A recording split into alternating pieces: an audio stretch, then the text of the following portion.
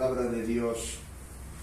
Y estando mirando fijamente al cielo mientras él ascendía, aconteció que se presentaron junto a ellos dos varones con vestiduras blancas, que dijeron: varones galileos, ¿por qué estáis mirando al cielo? Este mismo Jesús que ha sido tomado de vosotros al cielo, como le habéis visto ir, vendrá de la misma manera, tal como le habéis visto ir al cielo. Entonces aquí tenemos un parámetro. ¿Cómo va a venir Jesús? ¿No es cierto? ¿Quién dijo? Los ángeles en el momento que Jesús ascendía a los cielos. Pero antes de ir ya al regreso de Jesús, quisiera hacer una introducción básica y fundamental para poder entender lo que es estudiar teología y estudiar cristología. ¿Por qué creen ustedes que es necesario estudiar teología y cristología? ¿Por qué creen? Diferentes puntos de vista. Para eliminar los diferentes puntos de vista. Que la Biblia es dura, ¿no es cierto? Entonces, muchas veces vamos a oír, y por ejemplo, los musulmanes están esperando la venida del Mesías. Los judíos están esperando la venida del Mesías. Los chiitas están esperando el regreso de Jesús, ¿no? Es interesante eso. Y los cristianos estamos esperando el regreso de Jesús. Entonces diríamos, todos estamos en la verdad. Pero los musulmanes esperan a un Mesías que no es Jesús, porque no creen en Jesús. Los judíos esperan a un Mesías que tampoco es Jesús, porque no creen en Jesús. ¿Sí? Los chiitas, ellos dicen que Jesús va a regresar. ¿Qué les parece? Pero los chiitas dicen que cuando regrese Jesús, Él va a mostrar que hemos estado equivocados y que hay que adorarle a Alá. ¿Qué les parece? Eso es lo que ellos creen. Entonces, ¿quién está en la razón? Y aquí viene el tema fundamental nuestro. Sigue. Bueno, aquí viene un tema fundamental en el que yo necesito estudiar teología. Pero podríamos decir, pero si no cambia el que unos crean, bueno, total, algo creeré, ¿no es cierto? Pero la visión que nosotros tengamos de Dios controla en última instancia cómo vivimos nuestra vida. Porque si yo creo que hay un Dios chiquito como los que dicen Diosito, o con los que dicen el niño Dios, entonces el estilo de vida de esa persona será creyendo en un Dios chiquito que no puede hacer lo que va a hacer, ¿no es cierto? Si yo no tengo la verdadera, diríamos, el verdadero conocimiento de quién es Dios, eso va a marcar mi vida. Por ejemplo, si yo creo que Dios es pequeñito, pues tengo que ayudarle, ¿o no? Claro. Y por eso dicen, ayúdate que Dios te ayudará, ¿no es cierto? Si yo creo, y hablando de cristología, si yo creo que Jesucristo no es suficiente, entonces yo tengo que hacer una romería al quinche para que te limpien los pecados, ¿no es cierto? Porque Cristo no es suficiente, ¿sí? Y entonces mi estilo de vida va a ser de acuerdo a lo que yo creo. Entonces, si yo no tengo el verdadero conocimiento de Dios, mi vida no va a ser como Dios quiere que sea, ¿sí? Por eso es necesario estudiar teología y cristología. Los puntos, bueno, un poquito para indicar. Teología es el estudio de Dios, aun cuando a Dios no le podemos estudiar, pero se ha definido como es el conocimiento de Dios mediante el estudio, podríamos decir. Y cristología es el conocimiento de Cristo mediante el estudio. Y en Cristo está Dios, 100% Dios, y está 100% hombre. Pero si yo no conozco quién es Jesús, entonces no voy a creer en la suficiencia de Jesús. Y les voy a poner un ejemplo. Muchos dicen Y el catolicismo dice que es el mismo Dios, ¿no es cierto? Pero no es el mismo Dios, porque mi Dios no tiene mamá, y ellos tienen madre de Dios. Así que desde ahí, ellos no adoran al Dios que yo adoro, ¿verdad? Los adventistas, ellos dicen que guardan el séptimo día porque es el día de reposo, ¿sí? Pero están minimizando a Cristo. Entonces la cristología me muestra que Jesús es suficiente. Y si Jesús es suficiente, yo ya no tengo que guardar la ley, ¿sí? Porque si yo guardo algo de la ley, tendría que guardar toda la ley. Porque dice la palabra que el que es transgresor de un solo mandamiento es el transgresor de toda la ley. Es decir, si yo guardo el sábado, me puse bajo la ley, y entonces, si guardo el sábado y fornico, ¿de qué me sirvió guardar el sábado? Soy transgresor de toda la ley. ¿Se dan cuenta? Es porque no veo la suficiencia de Cristo. Entonces, necesito yo conocer cristología y teología para vivir de la forma que Dios quiere que yo viva, ¿sí? Los puntos de vista incorrectos llevan a una vida incorrecta, ¿no es cierto? ¿Están de acuerdo o no? Si yo tengo un pensamiento bajo un punto de vista que no es el verdadero, ¿cómo va a ser mi vida? Incorrecta. Mi manera de pensar va a ser incorrecta. ¿Sí? Y por eso muchos dicen, no, pues la teología que estudia el pastor, ¿no es cierto? ¿No es cierto? Cristología que estudia el pastor. Pero eso va a marcar, y por eso es que la iglesia como tal es muy débil, muy débil. Los puntos de vista correctos llevan a una vida correcta de fe. Que muchas veces nosotros tratamos de inducirnos fe porque no tenemos el verdadero conocimiento de Dios. ¿Quién es Dios? ¿Sí?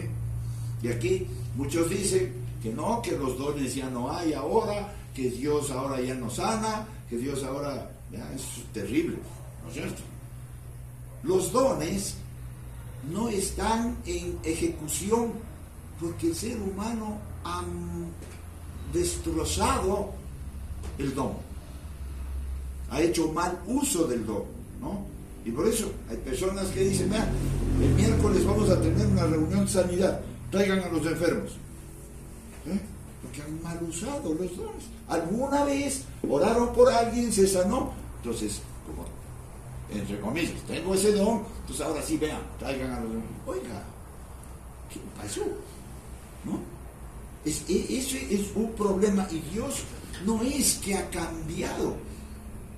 Dios sigue sanando, por supuesto, porque para mí, si la Biblia dice que Jesús llevó en sus llagas las dolencias y enfermedades, Dios lo dice y para mí es suficiente, ¿sí? Y yo lo creo.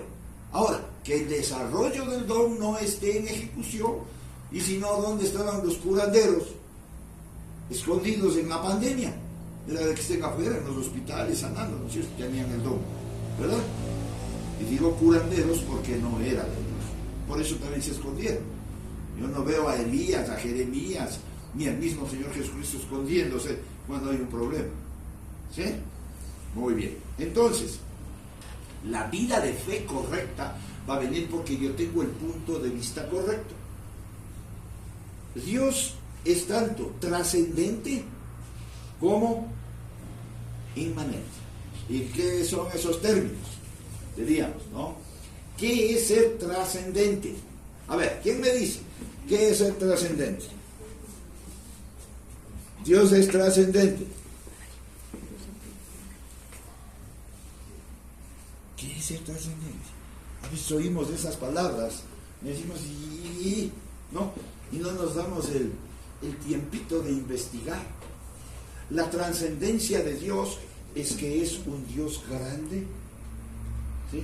Y que está fuera de mi alcance. Trascendente. Es un Dios tan grande, y muchas veces hemos puesto el ejemplo, ¿no?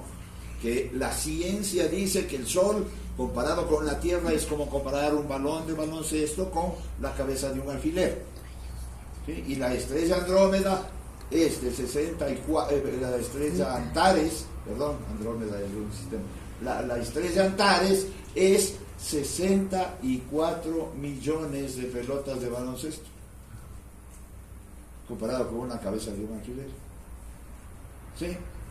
Y también dice la ciencia que, o sea, eso está dentro de nuestra galaxia, una galaxia, y que hay 144 millones de galaxias. Pues, imagina, ya la mente no alcanza, ¿no es cierto? Eso hay en el universo. Y Dios creó vida humana solo aquí en la Tierra. ¿Qué les parece? En una cabeza de un alfiler. Entonces, en el entendimiento humano no van a poder comprender. Entonces, ¿qué es ser trascendente? Que Dios es tan grande que no lo puedo entender. Muy grande. ¿Sí? Todo fue creado dentro de Dios, o sea que Dios es mucho más grande de lo que entiende. Ahora, la Biblia también habla de 3 cielos. El primer cielo, entre las aguas y las aguas, sería aquí donde Dios puso las aves. Produzcan los cielos aves, aquí, ¿no es cierto? Hay un segundo cielo, que es esa inmensidad de 144 millones de galaxias, que no logro entender, ¿verdad? Es el segundo. Y el tercero, entiende el tercer cielo. No lo entiende. Allá fue llevado Pablo, según la palabra, ¿verdad? Entonces, ¿dónde está el tercer cielo? El primero y el segundo cielo pasarán, se acabarán. Tercero no. Pero usted puede entenderle a Dios. Eso es trascendencia. Él está fuera de mi alcance. Entonces, en primer lugar, no es un diosito, ¿no? No es un diosito. No es un pequeñito, no es un niño Dios. Es Dios. Si yo no tengo ese criterio, que para Dios nada es imposible, queda en un texto que me quiero meter yo en la cabeza para convencerme. Nada es imposible para Dios, ¿no es cierto? ¿Por qué? Porque ni siquiera tengo la idea de cómo es Dios, su trascendencia, para poder determinar los puntos de vista de mi vida. ¿Cambia mi vida o no? Claro que cambia mi vida. Mi vida es diferente porque no conozco a Dios. Pero al mismo tiempo de ser trascendente es inmanente. ¿Qué es inmanente? ¿Qué quiere decir inmanente? ¿Alguien sabe la inmanencia de Dios? Que Dios está dentro de nosotros. Eso se llama inmanencia. ¿Cómo es el Dios tan grande? Bueno, porque Dios es al mismo tiempo trascendente como inmanente. ¿Cómo es que ese Dios tan grande vino a morar en mi corazón? ¿Sí? Entonces yo debo entender, como si yo no tengo ese entendimiento, voy a decir, y no sé, pues, ¿qué pasa? En primer lugar, como es un Dios chiquito que se cabe aquí, ¿no es cierto? Porque lo veo con la lógica. Y el problema nuestro es que todo lo vemos con lógica humana, con la razón. Y Dios no tiene lógica. ¿Sí? Dios es trascendente y también al mismo tiempo es inmanente. Es decir, debe haber un equilibrio entre los dos conceptos de quién es Dios. ¿Sí? Entonces, para poder estudiar escatología bíblica y para poder estudiar el regreso de Jesús, primero tengo que saber quién es Dios. Saber teología y saber cristología, ¿verdad? Bueno, ahora, como nosotros hemos sido inducidos en muchas teorías y puntos de vista, ¿o no? ¿Hemos sido o no? Entonces vamos a coger la palabra y vamos a aplicar a mi manera de vivir. ¿No es cierto? Vemos un texto bíblico y lo comparamos con mi vida y con lo que me está pasando, con lo que estoy haciendo. ¿Por qué pasa eso? Porque no tengo el verdadero criterio de Dios. ¿Y por qué Dios dijo en su palabra, en 2 Corintios capítulo 10, verso 5, 2 Corintios 10, 5? Vamos, ¿por qué Dios dice las cosas, no? 2 Corintios 10, 5. Más abajo, Ya. Más arribita, más arribita. Ya. Ahí. 2 Corintios 10, 5. Miren lo que dice la palabra de Dios. Destruyendo, ¿sí?, especulaciones y todo razonamiento altivo que se levanta contra el conocimiento de Dios. Para poder estudiar el regreso de Jesús, esto es lo primero que tengo que hacer: vaciarme de mi mente y decir, a ver, todo argumento que va en contra del conocimiento de Dios, todo pensamiento, esta versión dice, destruimos argumentos y toda altivez que se levanta en contra del conocimiento de Dios. Pero, ¿sabe cuál es la altivez? Es el razonamiento altivo, es el razonamiento que no me permite aceptar lo que Dios hace, ¿o no? No quiero aceptar lo que Dios hace. ¿Qué está pasando cuando yo no acepto lo que Dios hace? ¿Qué está pasando? Desobediencia. Sí, desobediencia. Pero hay algo más profundo. No conozco la trascendencia de Dios. No conozco que es un Dios tan grande que nada es imposible para Él. Y Él hace como Él quiere. No conozco la soberanía de Dios. ¿Qué le dijo Dios a Job? Amárrate los pantalones, porque ahora sí yo te voy a hablar y tú me vas a responder. ¿Dónde estabas tú cuando yo creé el cielo y la tierra? Y entonces Job debe haber sentido chiquito, ¿no es cierto? ¡Wow! Yo no te conocía, sí, Señor. Y por eso es que Job al final dice, de oídas te había oído, más ahora mis ojos te ven. ¿Por qué? Porque hay una altivez en el conocimiento del ser humano que se sembró ¿dónde? En el Edén.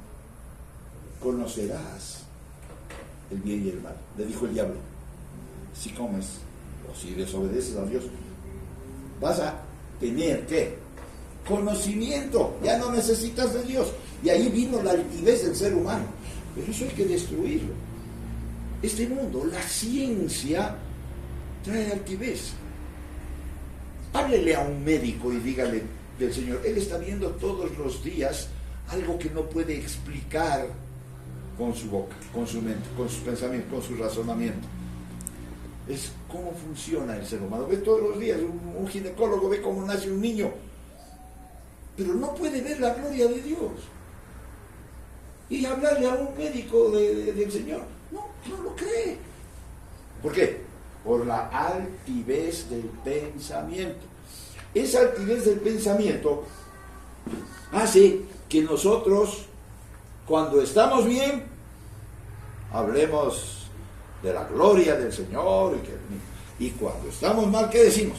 ¿Por qué Dios hace eso? ¿Qué le pasó? ¿No es cierto? ¿Qué le sucedió? ¿La altivez de quién? Del hombre. No acepta las cosas de Dios. Entonces, si yo quiero estudiar el regreso de Jesús, primero tengo que dejar fuera todos esos argumentos que están en mí y que la razón lógica me hace querer entender la palabra de Dios. Y así vienen, lamentablemente, muchos de las, diríamos, interpretaciones bíblicas. Y llevando cautivo, dice luego, y poniendo todo pensamiento en cautiverio. ¿Ah? ¿Qué es cautiverio? ¿Qué es cautiverio? Encerrado, sometido. No, a ver, un cautivo tenía derecho a pensar diferente. No es cierto. Lo que le decían tenía que obedecer. No tenía opción. El cautiverio, el cautivo, el que está bajo control, no tiene derecho a. Y eso es lo que tenemos que hacer nosotros, llevarle cautivo a ese pensamiento. ¿A cuál pensamiento? Al que se levanta en contra del conocimiento de Dios, en contra de la palabra. ¿Sí? Y eso es importante, muy importante. ¿Por qué? Porque hemos oído tantas cosas Y como les dije, y les voy a volver a repetir, los musulmanes están esperando la venida del Mesías. ¿No es cierto? ¿Qué Mesías? No sabemos, pero están esperando la venida del Mesías. Y posiblemente ese sea uno de los acuerdos de paz que tengan los musulmanes y los judíos, que es el mayor problema para la paz y el trato en el mundo, ¿no es cierto? ¿Sí o no? Entonces los musulmanes están esperando la llegada del Mesías. Los judíos también están esperando la llegada del Mesías, pero el Mesías no es el mismo que ellos piensan que es el de los musulmanes. Es un Mesías de acuerdo a la palabra de Dios, el musulmán de acuerdo a la ¿cómo es? A la Torá. La Torá es de los judíos, al Corán, ¿no? De acuerdo al Corán, porque cada uno tiene su parámetro. Esa es la altivez de su conocimiento. Y entonces, y los chiitas, ellos esperan el regreso de Jesús. Qué interesante, ¿no? Pero el regreso de Jesús, ellos esperan que Jesús va a venir y les va a decir que estaban equivocados todos, porque no es a Dios al que hay que adorar, sino a Alá. Eso es lo que ellos tienen ese convencimiento. Entonces, esto se levantó como un conocimiento. Y ese es el problema que tenemos hoy. Hay tantas tendencias en el ser humano, pero entonces, ¿qué tengo que hacer? Llevar cautivo a Cristo, al Cristo que muestra la Biblia. Ese es el conocimiento que debo tener. Por eso estudiar escatología y para estudiar escatología necesito estudiar teología y cristología. Como cristianos no debemos aceptar cualquier pensamiento que viene a nuestra mente, sea porque yo me imagino, por la razón que tengo, o porque escuché, ¿no es cierto? Digamos, yo escuché una prédica, aquí, escuché una prédica que el Señor me permitió hacer. ¿Qué debe hacer usted? Ir a la Biblia a ver si es cierto, pues, hermano. Porque si usted cree todo lo que yo digo, está perdido, hermano. ¿Sí? ¿Y cuántas veces cogemos y decimos el pastor X y empezamos a adorarle a ese pastor como el pueblo de Israel adoró a Moisés en lugar de adorarle a Dios? Decimos, no, es que es el iluminado, no es como él. Y entonces todos podemos tener errores, absolutamente todos. No hay uno que sea el infalible, solo Jesús es el infalible. Y entonces puede escaparse algo ¿de qué? ¿De qué? Del pensamiento altivo, ¿no es cierto? ¿Se me puede escapar o no? Porque todos tenemos eso. ¿Sí? Pablo tendría eso. Claro. Por eso decía, miserable de mí. Entonces, podemos hacer de acuerdo a mi condición. Entonces, lo que estoy pasando, yo voy a coger la Biblia y la voy a aplicar porque yo estoy pasando. Eso se llama un sesgo de carácter. Que Dios no dice eso, pero yo lo entendí así. ¿Qué le parece? Por eso, para un predicador, es la parte más crítica cuando estoy pasando algún problema, ponerme a predicar. Porque si no me vacío, ¿sí? Cuando uno viene acá, si yo acabo de tener un conflicto con mi esposa en la casa y vengo a predicar así, voy a tener un sesgo de acuerdo a mi carácter, porque se levantó un pensamiento en mi vida y lo peor que podría hacer es predicar, porque voy a contaminarles, porque no voy a darles la palabra fiel y verdadera como salió de la mente de Dios. ¿Qué tengo que hacer? Ir, humillarme delante del Señor y decir, Señor, por favor, perdona, que seas tú el que habla, porque de lo contrario es la responsabilidad que tengo delante de Dios con ustedes. Y tenemos todos los que alguna vez nos paramos en un púlpito, sea por internet, sea presencial. ¿Sí? Entonces, no debemos aceptar cada pensamiento que viene a nuestra mente. Porque todo pensamiento que viene fuera de la palabra de Dios, ¿de quién viene? Del diablo. Del diablo. solo del diablo. ¿Sí? Por eso Jesús le decía a los fariseos, ¿quiénes eran los fariseos? Los estudiosos de la ley. Eran eruditos. Los demás no sabían nada de la ley, sino lo que los fariseos les decían, ¿no es cierto? Entonces cualquiera le veía al fariseo, este es estudioso, ¿ya? Y lo que él dice es, pero ¿sabe lo que les dijo Jesús? Hijos de vuestro padre el diablo. ¿No? ¿Se puede imaginar lo que habrán sentido los fariseos? ¿Quién es este que me viene a decir hijo del diablo? Hijo de vuestro padre el diablo. ¿Por qué? Porque tenían la ley, pero no la aplicaban como Dios dijo. ¿Ah? Y Jesús vino a poner orden en eso y a dar el verdadero valor de la ley. Todo pensamiento que está fuera de la palabra de Dios viene del maligno. Y la manera de combatirlo es esta. Vamos a Efesios 6:16. Efesios 6:16.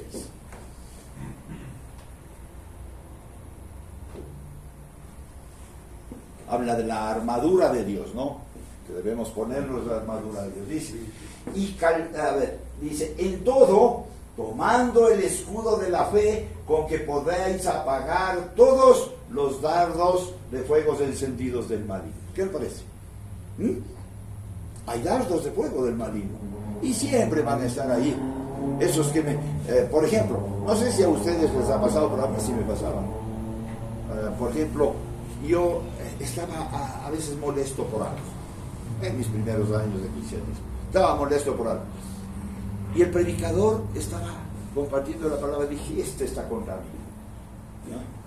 ¿No se ha pasado? A mí me pasaba. Este está contra mí, está predicando contra mí. Y yo recuerdo en una ocasión una prédica de Adrian Rogers.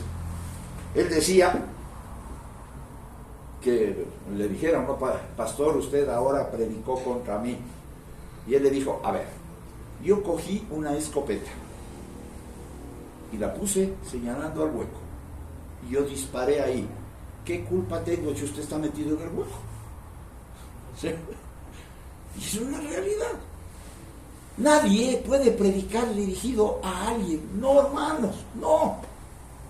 Por eso, muchas veces yo les he dicho, yo quisiera tener la libertad de no conocer nada de nadie, para poder hablar con libertad de la palabra de Dios, a que nadie diga que yo conozco, porque no lo hago, porque conozco.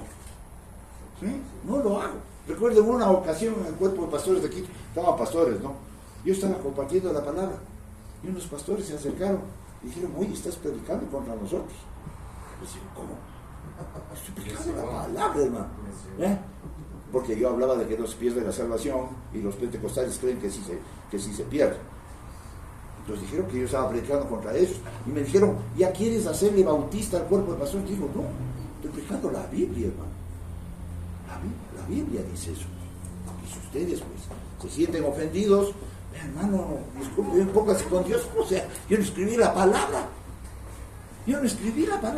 Entonces, todas esas cosas son tabúes que no me van a permitir ver la palabra. ¿De dónde viene? Dardos de fuego encendidos del maligno.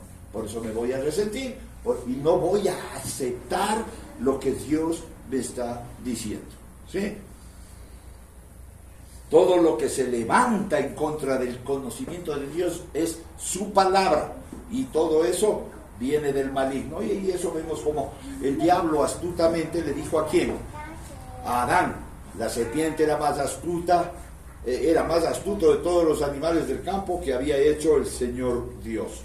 Fue y dijo a la mujer, así que Dios te dijo que no comieran del árbol, comieran de ninguno de los árboles del huerto. ¿Sí ven? ¿Qué le hizo dudar? ¿De qué le hizo dudar? De la palabra. Cierto que Dios te ha dicho. Y hoy sigue en vigencia eso. Vemos un texto bíblico, cierto que Dios te ha dicho. No lo creemos. Pero si ven cuál es el problema, yo no tengo el verdadero conocimiento de quién es Dios. Teología.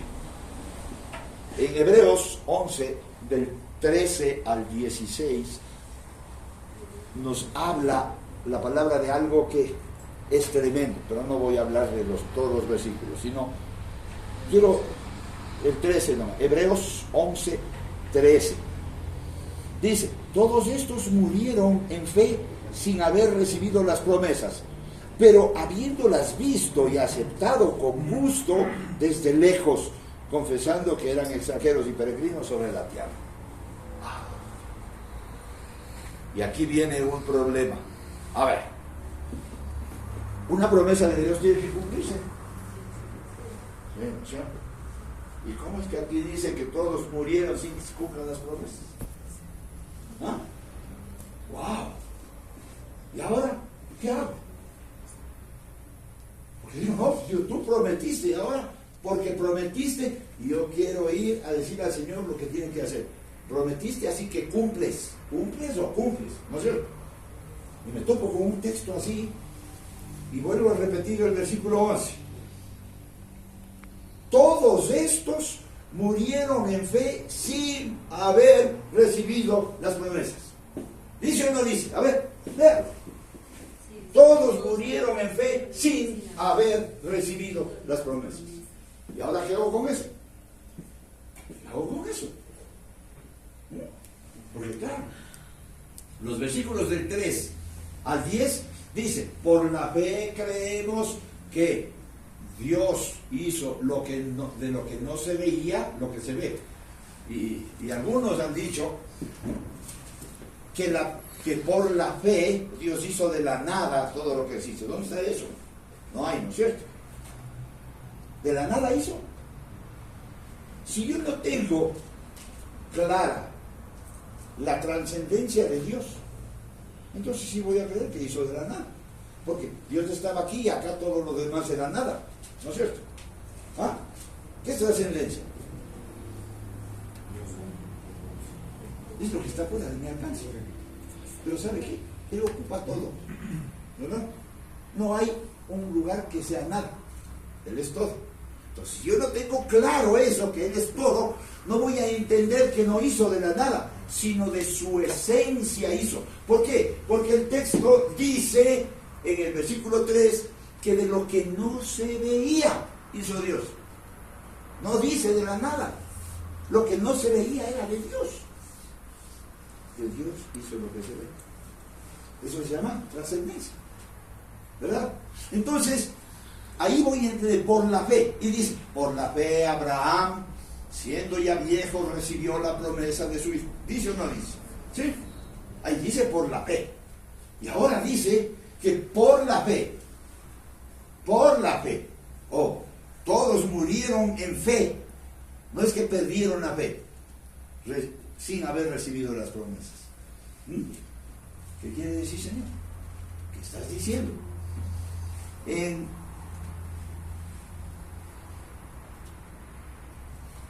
La Biblia siempre mira tanto hacia adelante como hacia arriba. ¿Sí? ¿Cómo mira hacia adelante? Pero en esto tenemos que ver que al mirar hacia arriba yo estoy abarcando ¿qué? La eternidad de Dios. ¿Verdad? Al mirar hacia adelante, ¿qué estoy viendo? El futuro de la existencia en la tierra. Entonces ahí hay dos tiempos. El tiempo humano y el tiempo de Dios. El tiempo de Dios no tiene ayer y no tiene futuro, no tiene mañana. Es un eterno presente. Por eso Jesús le dijo al ladrón que se arrepintió, hoy mismo estarás conmigo en el paraíso, pero era el doy de Dios, no era el doy del hombre. Porque ese rato Jesús murió, se fue al sepulcro, de ahí bajó al infierno, predicó a los espíritus encarcelados y resucitó al tercer día. Entonces, ¿cómo que no se cumplió el hoy? ¿Sí? Si yo no entiendo la trascendencia de Dios, no voy a entender que hay un tiempo de Dios y hay un tiempo en el hombre. Y esto es importante para la interpretación bíblica de lo que es el regreso de Jesús, que es parte de escatología bíblica. ¿Sí? Y entonces, aquí el escritor en este texto de Hebreos señala a quienes les fue dada la promesa. Es decir, el hecho de que no vieron la promesa, no se cumplió la promesa. ¿Qué piensa? Sí, se cumplió. No en el tiempo que ellos querían. ¿Por qué? Porque hay un tiempo de Dios y un tiempo del hombre. Y les voy a decir algo. A ver. A Abraham Dios le dijo: en ti serán benditas todas las naciones de la tierra. Tu descendencia será como las estrellas del mar, las estrellas del cielo, o como la arena del mar. ¿Verdad? ¿Se cumplió o no se cumplió en él? Ese momento no. Él se murió sin verlo. ¿O sí vio? Él no vio. ¿Y es promesa de Dios o no? Es promesa de Dios. Pero él vio de lejos. Él murió y ahora lo está viendo. ¿O no está viendo? Entonces hay dos palabras en el griego que debemos tener muy en claro cuando habla de esto de la promesa. Es pistei, la una, que quiere decir por fe. Cuando habla de por fe, es por la fe que tiene, recibe. Por la fe Abraham recibió la promesa del nacimiento de Isaac, ¿no es cierto? Y la otra palabra es katapistín, que es lo mismo, que habla de promesa. Pero este katapistín lo que está hablando es conforme a la fe. Una persona conforme a la fe no la ve ese rato, pero tiene esa fe inquebrantable de lo que Dios dijo.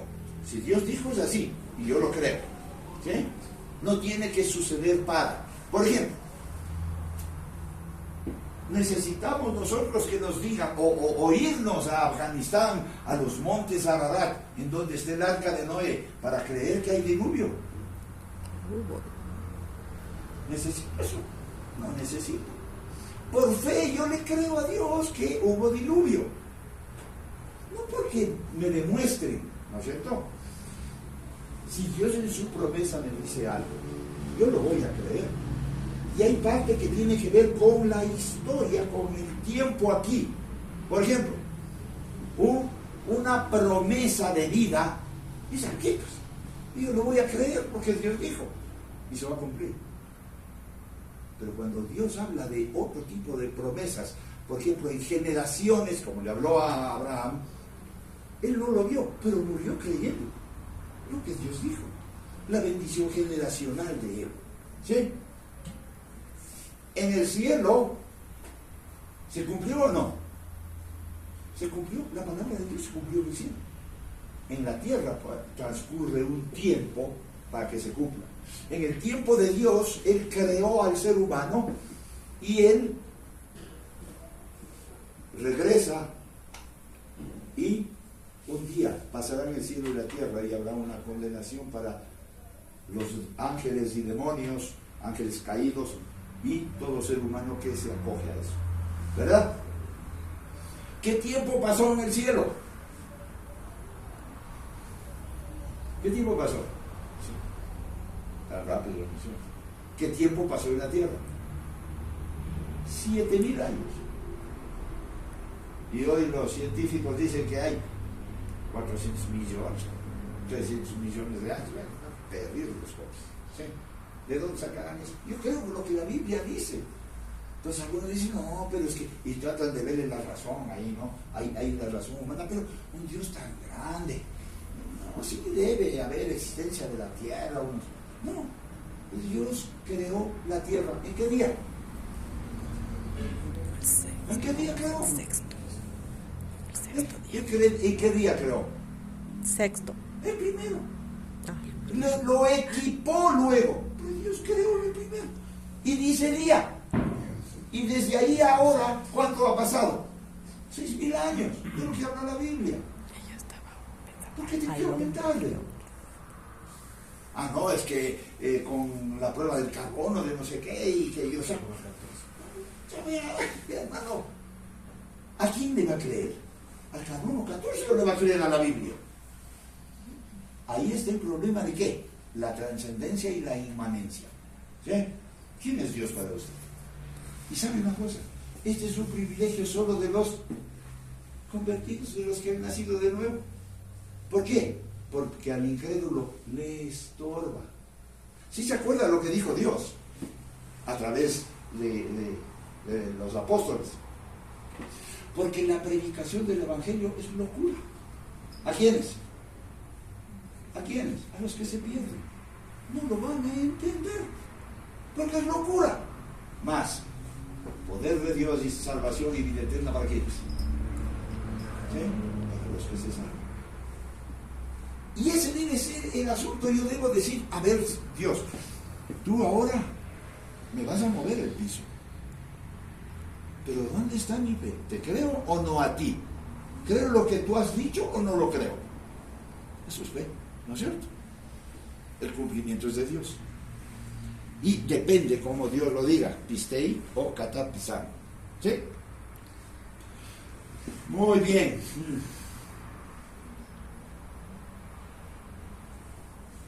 En Hebreos 10:36 dice la palabra: porque tenéis necesidad de paciencia para que cuando hayáis hecho la voluntad de Dios, obtengáis la promesa. A ver, vamos, 10:36, miren lo que está escrito. ¿Sí? Porque tenéis necesidad de paciencia, porque todo queremos para ayer, ¿no es cierto? Para que cuando hayáis hecho la voluntad de Dios, obtengáis la promesa. Quiero poner en la promesa del regreso de Jesús. ¿Qué está haciendo Dios? Desarrollando paciencia. Porque ya quisiéramos que ahorita vaya, ¿no es cierto? ¿O no? Ya que se acabe esto. Pero le decimos a una persona que es soltera, no, espera que me case, ¿no? Espera que tenga hijos, ¿eh? O espérate, sí señor, no vengas todavía, estoy haciendo este negocio, ¿no es cierto? ¿Qué está haciendo el Señor? Eso no es paciencia, ¿no? Es parte del orgullo humano. ¿Qué es paciencia? Señor, en tu voluntad. La sanidad yo quiero para ayer, ¿no? La parte económica yo quiero para ayer. Señor, ahora tiene que ser. Y yo le voy poniendo límites al Señor, no, para hoy. Y el Señor dice, no, tengo paciencia. ¿Cuántas promesas hemos tenido nosotros que Dios nos ha hablado profundamente en nuestro corazón? Queremos que sea ya, ¿o no? Y el Señor está haciendo ¿qué? Paciencia. Tenéis necesidad. ¿Qué quiere decir tenéis necesidad? Solo Dios sabe la necesidad que tengo. ¿Y qué dice? Porque tenéis necesidad de que se desarrolle paciencia. Es lo que menos queremos, ¿sabes? ¿Ah? Porque así actúa Dios. Y entonces, Dios obró en la paciencia de Abraham. ¿Para qué? Para que nazca Isaac. Posiblemente no vemos la promesa porque no hay paciencia. Esto es,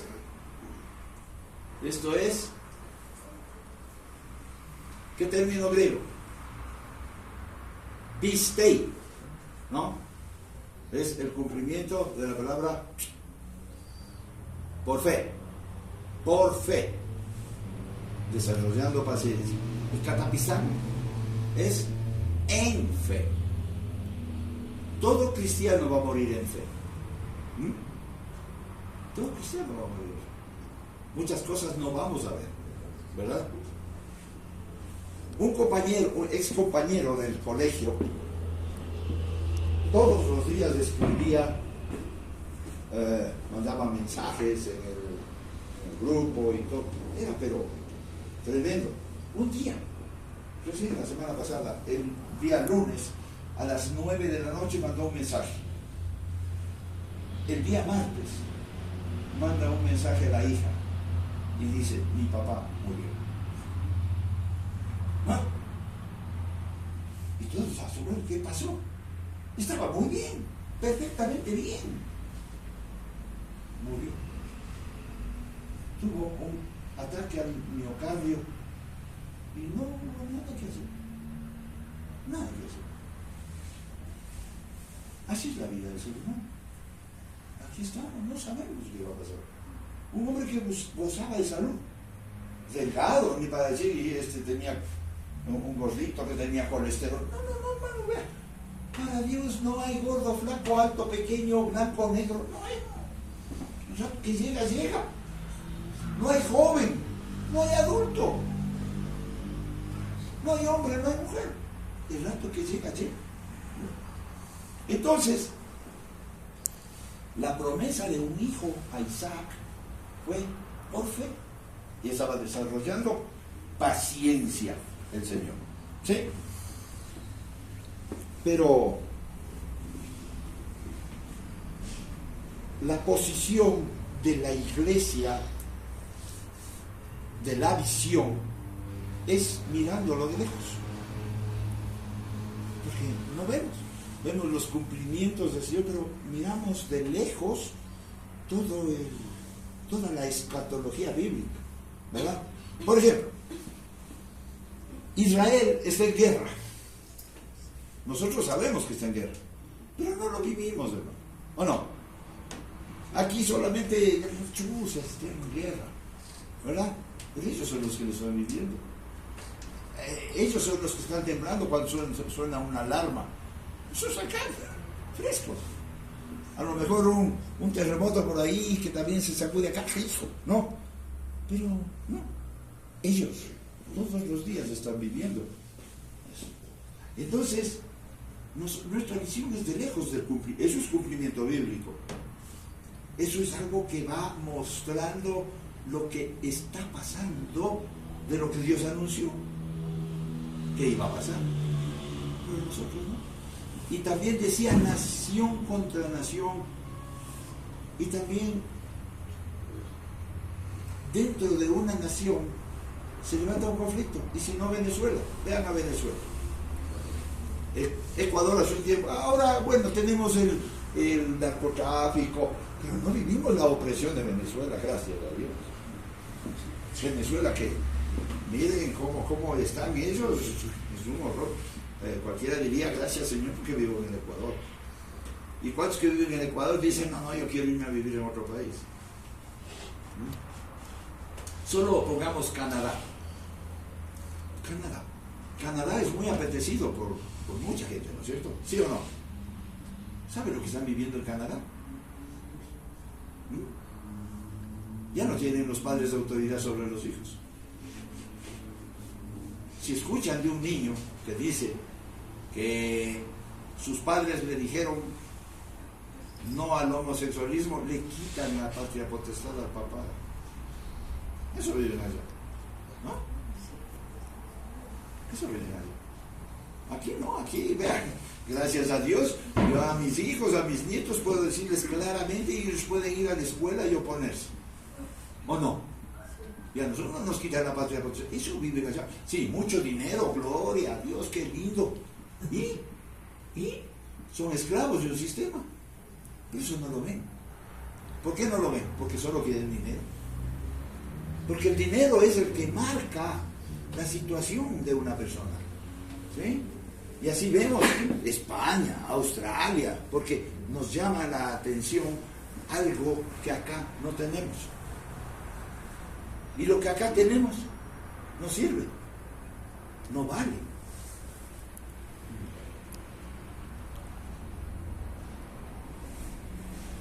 Yo pienso, ¿alguien que vive en Canadá cree que quisiera vivir en Venezuela? No, ¿verdad? Ni de chiste, diría, ¿no? Hay algunos que ponderan la forma de vivir de los chinos o los japoneses, ¿no? Porque ven ciertas cosas que son buenas, la disciplina, pero, hermano, yo no quisiera vivir en esos países. ¿O sí? ¿Por qué vienen los chinos acá? Ya no aguantan ese régimen, ¿verdad? Y a veces, ¿por qué? ¿Sabe que por dinero uno aguanta todo? Si a una persona le pagan $15,000 mensuales en una empresa va a aguantar todo lo que le digan. ¿Y en dónde voy a encontrar un ingreso así? Ni en Estados Unidos. Aquí hay gerentes de empresas que ganan $15,000. ¿Qué pasa si esa persona llega allá y empieza a ver cosas que no van con su criterio, que no van con su manera de ser? ¿Renunciaría? $15,000. Renunciaría. ¿Por qué? Porque el dinero marca, ¿no es cierto? ¿Y el Señor? ¿Marca algo el Señor? Cuando el Señor muestra que no se debe tener corrupción y hay alguien que nos lleva a participar de eso, pero no hay ingreso económico, no importa esos valores, ¿o sí? Y eso es lo que pasa iglesia versus lo secular. La iglesia queda en un segundo plano, porque no me da dinero. Pero si la iglesia me diera el dinero, wow, no la dejo nunca. ¿O no? Pues, lamentablemente somos así. El ser humano es así. Y entonces, ¿por qué no podemos ver de lejos esa visión? Siempre que vayamos a interpretar la Biblia, nunca podemos lesionar un versículo bíblico. Si yo lesiono un versículo bíblico, la interpretación está mal, está errónea. ¿Sí? Y les voy a dar un ejemplo. En Gálatas 3:28 dice: no hay judío ni griego, no hay esclavo ni libre, no hay hombre ni mujer, porque todos sois uno en Cristo. ¿No es cierto? ¿Sí? Las personas o las denominaciones que tienen en su servicio pastoral a mujeres toman este texto y aquí dice clarito: no hay judío ni griego, ni esclavo ni libre, no hay hombre ni mujer. ¿No es cierto? Así que todos somos iguales. ¿Dice o no dice eso el texto? ¿Sí? Entonces, porque el texto dice así, pues aquí vamos a levantar pastoras. Eso dice Dios, ¿no es cierto? Porque el texto lo dice. Entonces, también tendrían razón los homosexuales, porque dicen que no hay hombre ni mujer, pues todos somos, ¿no es cierto? Tendrían razón. No hay judío ni griego, o sea, no importa si eres judío, si eres griego, puedes. Eso es lo terrible de una interpretación. Yo interpreto esto, ¿qué estoy lesionando?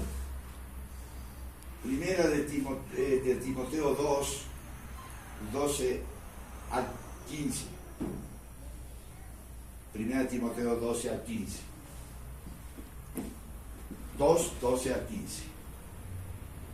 12. Y miremos textualmente. Yo no permito. ¿Quién está hablando? Dios, porque Dios es el inspirador de la palabra, ¿no es cierto? Dios, a través de quién? Del apóstol Pablo. Está dándole instrucciones a Timoteo acerca de cómo se debe conducir la iglesia. ¿Sí? Y dice: yo no permito que la mujer enseñe ni que ejerza autoridad sobre el hombre, sino que permanezca callado. Si yo digo y tomé el texto de ya no hay hombre ni mujer, estoy lesionando aquí el texto bíblico, ¿o no? No permito, no porque la mujer sea menos, por favor.